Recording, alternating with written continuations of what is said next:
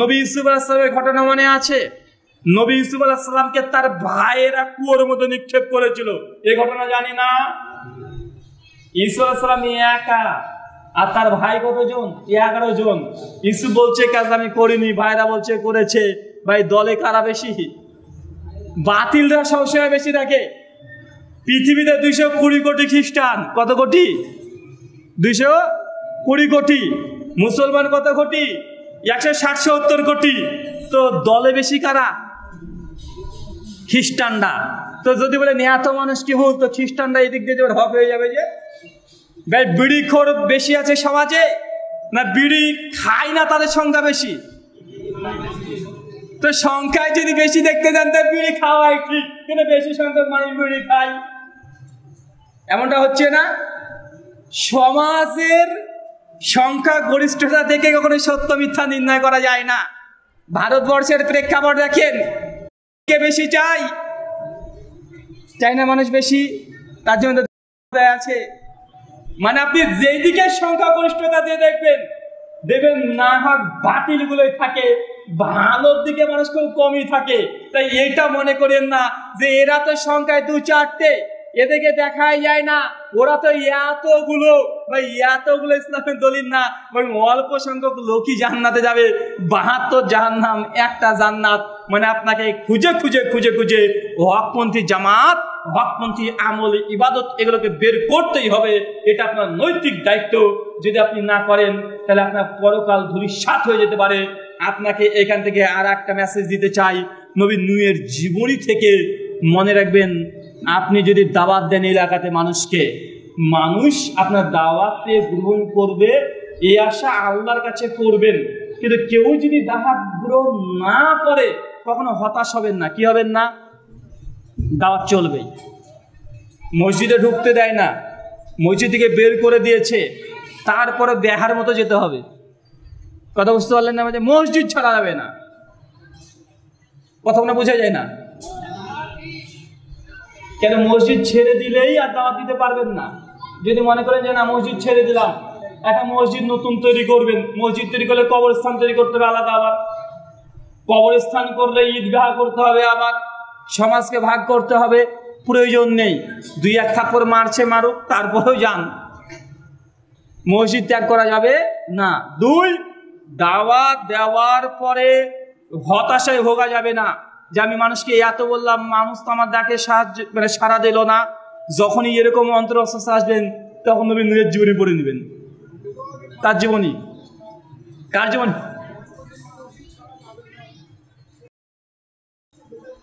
চাচা শেষে বলবো, হ্যাঁ শেষে বলবো। তো যখনই মনের মধ্যে অস্বস্তি আসবে যে আমি মানুষকে এত দাওয়াত দিচ্ছি, মানুষ তো গ্রহণ করছে না, আর ভালো লাগছে না, তখন কার জীবনী দেখতে হবে? নূহের জীবনী। আপনি কয় বছর, 2 বছর, 4 বছর, 5 বছর দাওয়াত দিয়েছেন। নবী নূহ 950 বছর দাওয়াত দিয়েছে। 50 জন মানুষকে সঠিক পথে আনতে পারেন, এটা চিন্তা করবেন আর ভাববেন, দেখবেন অন্তরে প্রশান্তি পাবেন। দাওয়াত দিলেই গ্রহণ করবে এমনটা নয়, এবং দাওয়াত গ্রহণ করবে না অধিকাংশ মানুষ, এটাই ঠিক। এটা নিয়েই আপনাকে ফিল্ডে দাওয়াতি কাজ করতে হবে।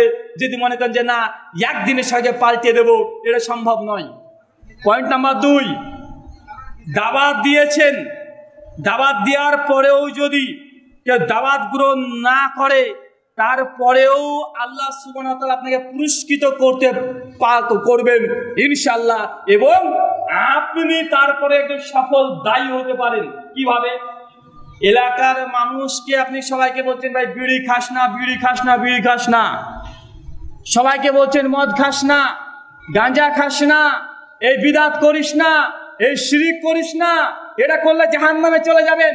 আপনি দীর্ঘদিন ধরে বুঝাচ্ছেন, কিন্তু কোনো একজন মানুষও যদি আপনাদের দাওয়াত গ্রহণ না করে, রাত্রিবেলাতে একবার তাহাজ্জুদের নামাজ পড়ে আল্লাহর কাছে শুকরিয়া আদায় করবেন, আল্লাহ দীর্ঘ 5 বছর 7 বছর ধরে মানুষকে আমি দাওয়াত দিচ্ছি, আমার এই দাওয়াতে একজনও তোমার পথে আমি আনতে পারি না আল্লাহ, তবে আলহামদুলিল্লাহ সুম্মা আলহামদুলিল্লাহ আমি তাদেরকে আনতে পারিনি, তো কি হয়েছে? আমি যে তাদের পথে চলে যাইনি, তুমি আমাকে রক্ষা করেছো।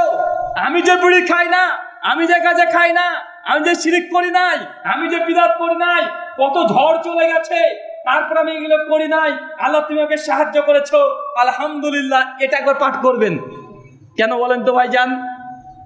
কারণ দাওয়াত দিয়ে তাদেরকে আনতে পারেন, এটা ঠিক, কিন্তু আপনি যদি তাদের মতো হয়ে যেতেন, বা এরকম হয় কি হয় না? দুই বন্ধু, একজন মদখোর আর একজন ভালো ছেলে ছিল, দীর্ঘদিন ধরে তার সাথে থেকে থেকে থেকে থেকে থেকে থেকে ওই মদখোরের সাথে থাকতে তো মদ খেয়ে ফেলে কি ফেলে না? কথা বলেন। আল্লাহ নবী এই জন্য বলেছে মিশকাতে হাদিস 3109 নম্বর হাদিস, যে তুমি কার সঙ্গে বন্ধুত্ব করছো লক্ষ্য রাখো। কেন? কারণ বন্ধুর যে ফিতরা, এটা হয় তোমাকে আকর্ষণ করবে, অথবা তুমি তাকে আকর্ষণ করবে। কথা বুঝতে পারলেন না ভাইজান? হয় আপনি বন্ধুর মতো হয়ে যাবেন, অথবা বন্ধু আপনার মতো হয়ে যাবে। তাই বন্ধু নির্বাচন আগে ভালোভাবে ঠিকভাবে করতে হবে। আল্লাহ নবী এই দৃষ্টান্ত দিতে গিয়ে আবার বলছেন, বন্ধুত্ব একটা সম্পর্কের একটা উপমা, একজন আতর বিক্রি করে তার মতো, আর একজন হপার, মানে ওই যে কি বলে ওইটাকে, লোহা হেসে দাউলি তৈরি করে তাকে কি বলে, কামার, কামারের মতো আর আতর বিক্রেতার মতো। আল্লাহ বলছেন যে আতর বিক্রেতার কাছে যদি মানুষ মেশে, উপকার ছাড়া ক্ষতি নাই, আর কামারের কাছে বসলে ক্ষতি বেশি। কিভাবে? আপনি আতরওয়ালার কাছে যদি বসে থাকেন, হয় তার কাছে একটা আতর কিনবেন, অথবা আতর যদি নাও কিনেন, আতরের দোকানে বসেছেন, আতরের যে সুঘ্রাণ, ও অন্তত পক্ষে সেটা আপনার নাকে পাচ্ছেন, ভালো লাগছে, অন্তরে প্রশান্তি হচ্ছে। অথবা বন্ধুত্ব যদি হয়ে যায়, আতরওয়ালা একটা আতর ফ্রিও দিতে পারে, পারে কি পারে না? কথা বলেন। এই তিনটের মধ্যে একটা হবে, ভাই ফ্রিতে পাবেন, অথবা আপনি কিনতে পাবেন, আর তাও যদি না হয় আতরের সুঘ্রাণ এমনি অটোমেটিক নাকে চলে আসবে বাতাসের মাধ্যমে। মানে এটা হচ্ছে উপকারী বন্ধু। আর দুই কামার, মানে এই দিয়ে কামারকে তার কর্মকে ছোট করা হয়নি, জাস্ট এটা উদাহরণ, উপমা, মেটাফরিক্যালি একটা এক্সাম্পল। আল্লাহ বলছেন, আর কামারের কাছে গেলে মানুষ ক্ষতি ডেকে আনে। কেন? হয় কামারের কাছে বসে থাকবেন, দুটো জিনিস পাবেন, এক, ওই যে আগুন ছিটকে ছিটকে আসবে, জামাটা বা পুড়িয়ে ফেলবে, আছে না নাই? আর দুই, ওই যে গরম যে বাতাস, দুর্গন্ধযুক্ত বাতাস আপনার নাকে লাগবে। আল্লাহ এটা দিয়ে তিনি বোঝাতে চাচ্ছেন, অতএব যখন তোমরা বন্ধু নির্বাচন করবে, মুমিন ছাড়া যেন কোনো বন্ধু নির্বাচন না করো, আর কোনো খাদ্য যদি খাওয়াতে হয়, মুমিন ছাড়া যেন খাদ্য না খাওয়াও। কথা কি বুঝতে পারছেন?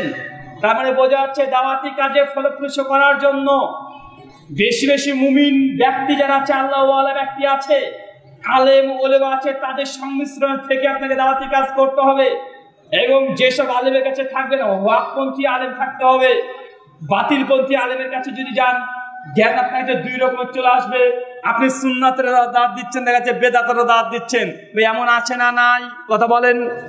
এই জন্য আপনি যখন ইলম অর্জন করবেন, জ্ঞান অর্জন করবেন, হকপন্থী আলেম ওলেমা তাদের লেখনী, এইগুলোকে আগে আপনাকে মূল্যায়ন করতে হবে।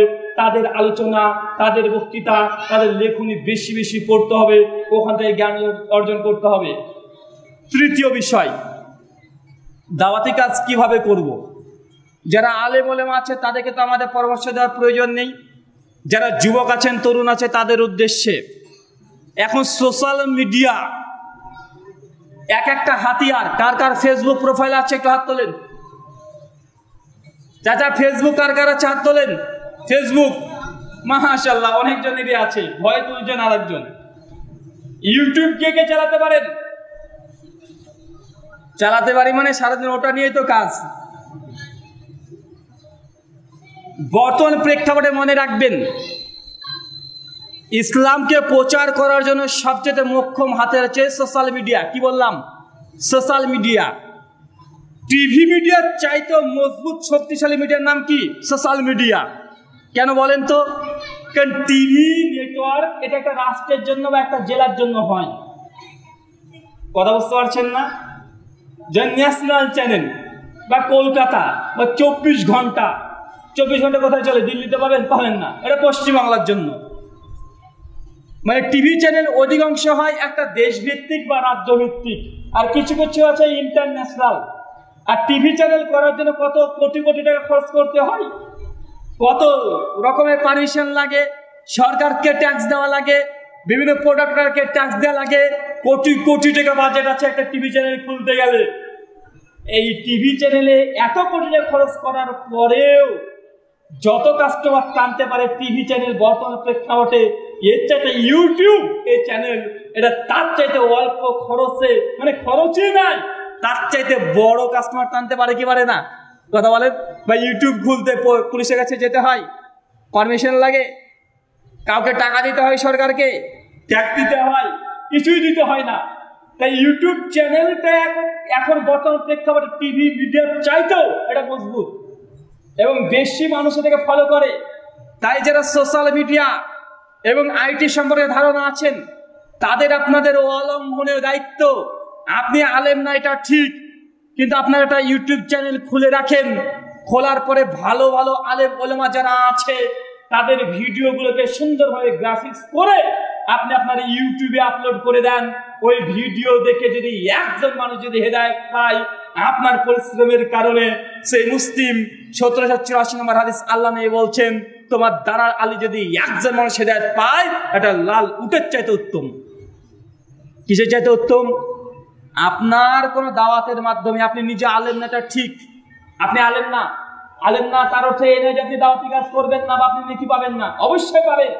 শেখ আব্দুল্লাহ সালাফি হাফিজাহুল্লাহ তিনি বক্তৃতা দিয়ে চলে গেলেন কি গেলেন না? কথা বলেন। এখন আপনি যদি এই নিয়াতে আসতেন যে শাইখের একটা আলোচনা আছে, আজকে পথ অতিক্রম করে 10 কিলোমিটার আসলেন, শাইখের বক্তৃতা রেকর্ড করলেন, বাড়ি থেকে সুন্দরভাবে এডিট করলেন, ইউটিউবের মধ্যে দিয়ে দিলেন, শুধু আল্লাহ সন্তুষ্টির জন্য। আল্লাহ শাইখের বক্তৃতা শুনে যদি একজন মানুষ হেদায়েত পায়, ভাই বলেন তো আপনি যে পরিশ্রমটা দিলেন আপনি নাকি পাবেন কি পাবেন না? শাইখও জানে কি পাবে, আপনিও তাই পাবেন।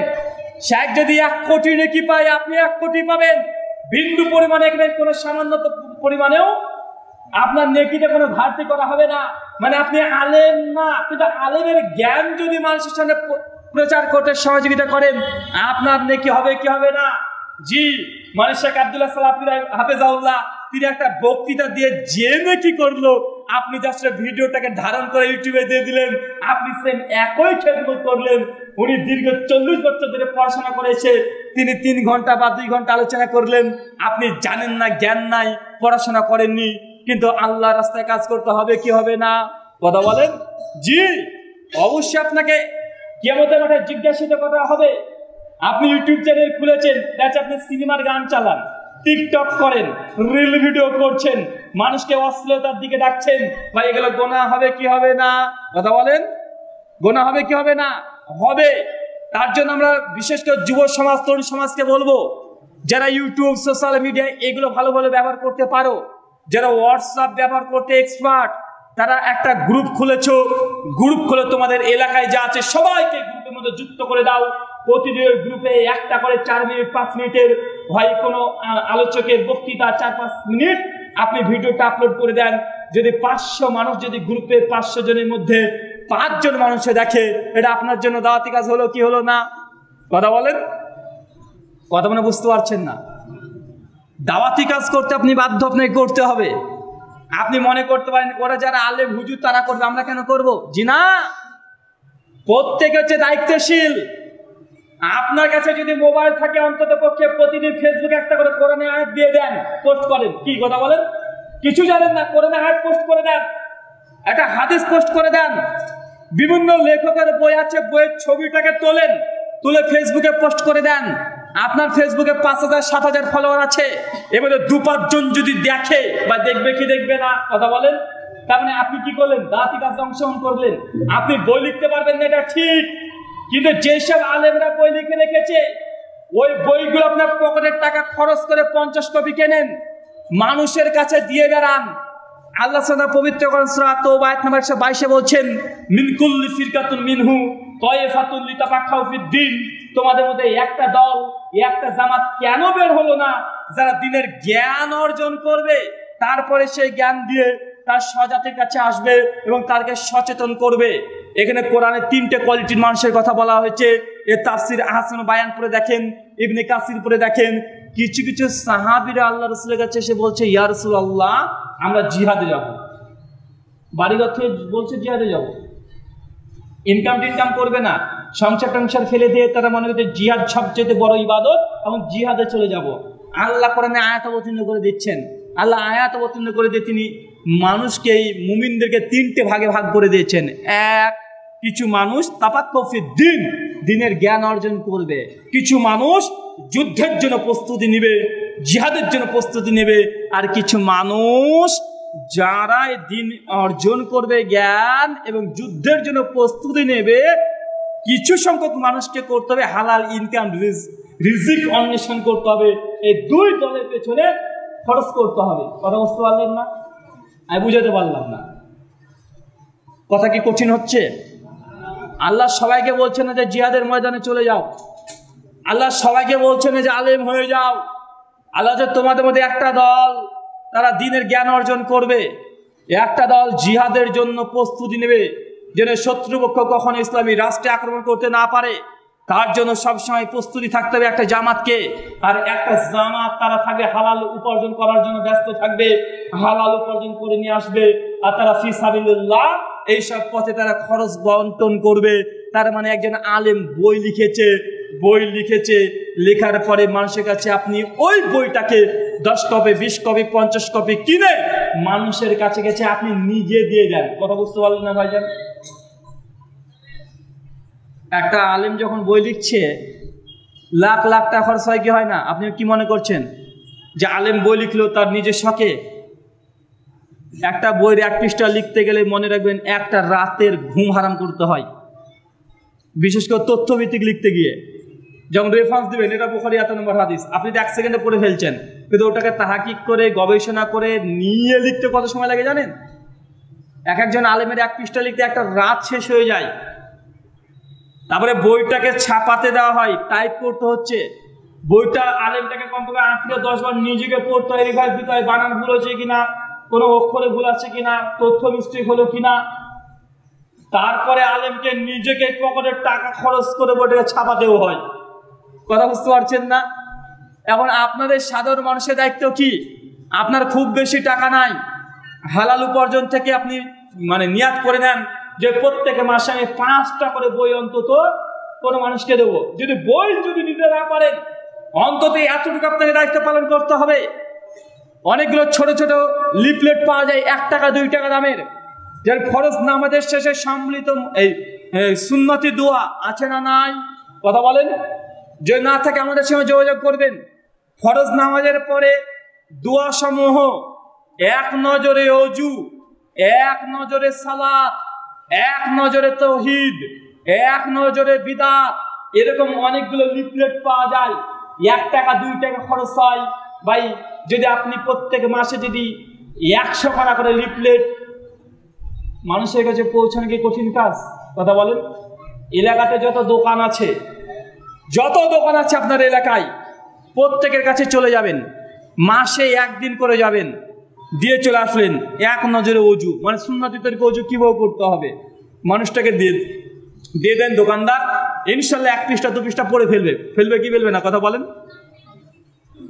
ফরজ নামাজের পরে দোয়া সমূহ দিয়ে দেন, ছোট্ট একটা লিফলেট। ওইখান থেকে যে সে পড়ে মুখস্থ করতে পারে কি পারে না? মনে রেখে নেই, 100 জনকে দিলে 100 জন পড়বে, এটা দরকার নেই। 100 জনের মধ্যে 10 জন পড়লেই আলহামদুলিল্লাহ।